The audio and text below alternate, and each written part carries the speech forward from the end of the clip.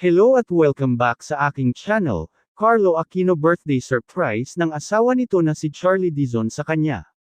Noong 3 ng Setyembre, ito ang kaarawan ng singer-aktor kaya naman may pa-late celebration sina Charlie para sa kanya.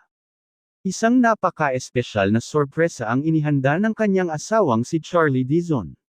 Makikita sa kanyang mukha ang labis na pagkagulat at saya nang malaman niyang may nakatakdang selebrasyon para sa kanya. Talagang hindi niya inaasahan ang ganitong sorpresa mula sa kanyang asawa at mga kaibigan. Ang mga detalye ng selebrasyon ay puno ng pagmamahal at pag-aalaga. Nagdaos sila ng masayang tanghalian na puno ng masasarap na pagkain at tawanan. Ang mga kaibigan ni Carlo ay naroon upang ipakita ang kanilang suporta at pagmamahal, na nagdagdag pa sa saya ng okasyon.